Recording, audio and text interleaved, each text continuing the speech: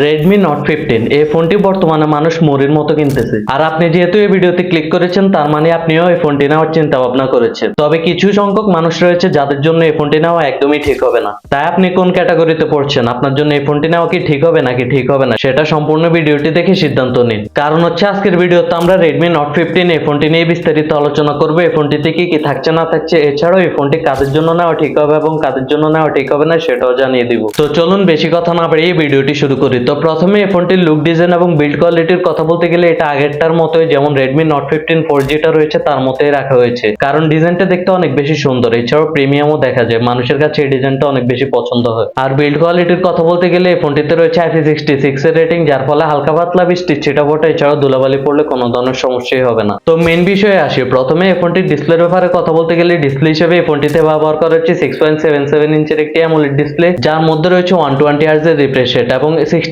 Billion colour support এবং HDR10+ এর support. এই ডিসপ্লেটির ডিটেল ভালো, এছাড়াও কালারফুল এবং ভাইব্রেন্ট, যার ফলে মিডিয়া কনজিউম করে ভালোই মজা পাবে। এছাড়াও 120 Hz এর রিফ্রেশ রেট হওয়ার ফলে টাচ রেসপন্সও স্মুথ পাবেন। পিক ব্রাইটনেস হচ্ছে 3200 নিট, যার ফলে ইনডোরের পাশাপাশি আপনারা যদি আউটডোরেও চালান ডিরেক্ট সানলাইটেও এই ফোনটির ব্রাইটনেস নিয়ে কোনো ধরনের সমস্যাই হবে না। তো এবার কথা বলা যায় কি এই ফোনটির মেইন বিষয় মানে পারফরমেন্স সেকশন নিয়ে। এই ফোনটিতে প্রসেসর হিসেবে ব্যবহার করা হচ্ছে Qualcomm Snapdragon 6 Gen 3 চিপসেট, যেটি 4 ন্যানোমিটার আর্কিটেকচারের উপর বিল্ড করে তৈরি। এই চিপসেটটি ব্যবহার করার ফলে ডেইলি যেসব কাজবাজগুলো রয়েছে সেগুলো খুব ইজিলি করতে পারবেন। এছাড়াও যারা হাই গ্রাফিক্সের গেমগুলো খেলেন সেগুলো রান করতে পারবেন, কোনো ধরনের সমস্যাই হবে না। তবে একটা সমস্যা হচ্ছে এটাতে যদি আপনারা লং টাইম ধরে গেমিং করেন, মানে হাই গ্রাফিক্সে লং টাইম ধরে গেম করেন বা হেভি কাজবাজগুলো করেন, সেক্ষেত্রে লং টাইম ধরে করলে সেক্ষেত্রে ফোনটি গরম হয়। তো এবার এই ফোনটির ক্যামেরা সেটআপের কথা বলতে গেলে এই ফোনটির রেয়ার প্যানেলে ব্যবহার করা হচ্ছে ডুয়েল ক্যামেরা সেটআপ, যার মধ্যে একটি হচ্ছে 108 মেগাপিক্সেলের প্রাইমারি লেন্স আর একটি হচ্ছে 8 মেগাপিক্সেলের আলট্রা ওয়াইড লেন্স, এবং সামনের দিকে ব্যবহার করা হচ্ছে 20 মেগাপিক্সেলের একটি সেলফি ক্যামেরা। মেইন ক্যামেরার ডিটেল মোটামুটি ভালোই, ইনডোরে যদি আপনারা সুন্দরভাবে লাইটিং কন্ডিশন ভালো থাকে তাহলে ভালোই ছবি পেয়ে যাবেন। এছাড়া আউটডোরও ডেলাইট কন্ডিশনে ভালো ছবি পেয়ে যাবেন। তবে রাতের বেলা ছবি তুললে সেক্ষেত্রে কোয়ালিটিটা একটু ড্রপ করবে। ফোনটির মেইন ক্যামেরা দিয়ে আপনারা সর্বোচ্চ ভিডিও রেকর্ড করতে পারবেন 4K 30 fps, তবে সামনের ক্যামেরা দিয়ে আপনারা সর্বোচ্চ ভিডিও রেকর্ড করতে পারবেন 1080p 30 fps বা 60 fps। তো এবার এই ফোনটির ব্যাটারি সেটআপের কথা বলতে গেলে এই ফোনটিতে ব্যাটারি হিসেবে ব্যবহার করা হয়েছে 5520 mAh এর একটি ব্যাটারি এবং সাথে বক্সে পেয়ে যাবেন 45 ওয়াটের একটি ফাস্ট চার্জার। এছাড়াও এই ফোনটি 18 ওয়াট পর্যন্ত রিভার্স চার্জ করতে পারে।